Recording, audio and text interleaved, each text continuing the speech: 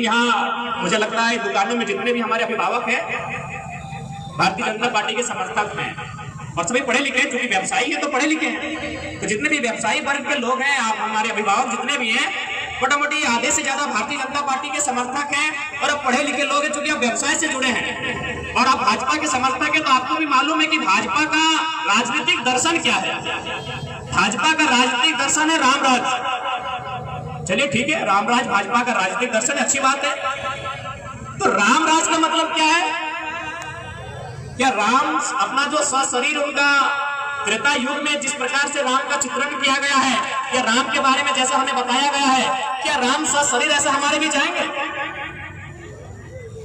क्योंकि भारतीय जनता पार्टी राम के जीवन दर्शन को स्थापित करना चाहती, राम राज्य को स्थापित करना चाहती है। तो मेरा प्रश्न है, क्योंकि ये भाजपा का गढ़ है जहां मैं खड़ा हूं, विचारों से हम में और आप में असहमति हो सकती है, लेकिन हम इसी देश के नागरिक हैं, इसी राज्य के लोग हैं, तो थोड़ा बात करना चाहिए हमें।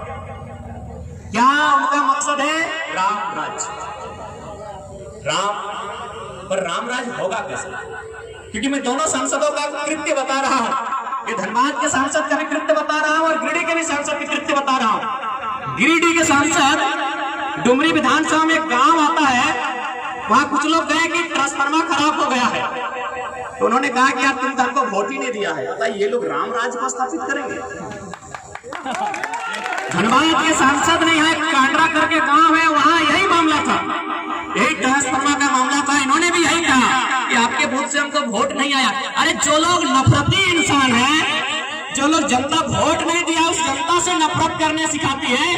बताइए, जिसने सबरी के जूठे बैर खाए थे, उस रामराज की स्थापना ऐसे सांसद करके देंगे? ये रामराज की स्थापना करेंगे? अरे वोट आपको नहीं दी, वो जनता है, आप जीत हारते तो अलग बात है। ये चंद्रप्रकाश चौधरी भी जीता हुआ प्रत्याशी है और ढोलू महतो भी जीता हुआ प्रत्याशी है, लेकिन इनकी भाषा सुनिए कि आपके वोट से हमको वोट नहीं आया है, काम नहीं करेंगे, आपका बिजली काट देंगे तो किसी का लाइन काट देंगे, किसी का पानी काट देंगे तो किसी का, ये राम राज्य है। अरे राम को ऐसा थोड़ी है कि जिस धर्म के लोग, उनके अलावे बाकी धर्म के लोग भी उनकी आस्था रखते हैं, क्योंकि राम का आचरण ऐसा है, राम का चरित्र ऐसा है, राम का जीवन दर्शन ऐसा है। बताइए, मैं दो सांसद का उदाहरण दिया हूं, दोनों भारतीय जनता पार्टी एनडीपी है।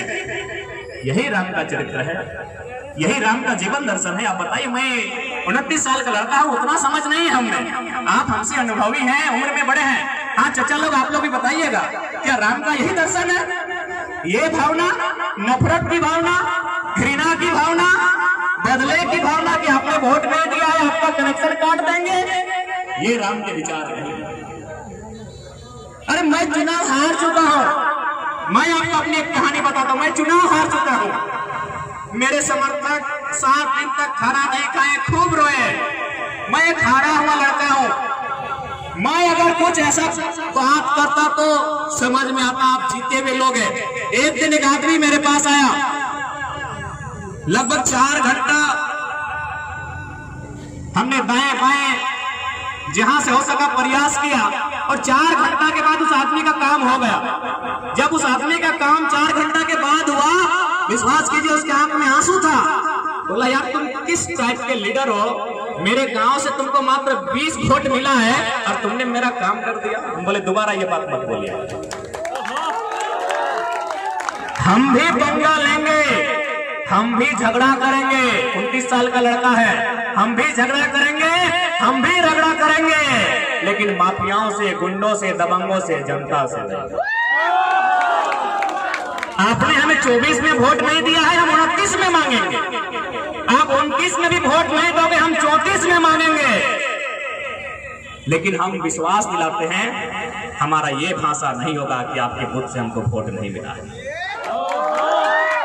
ये भाषा हमारा नहीं होगा।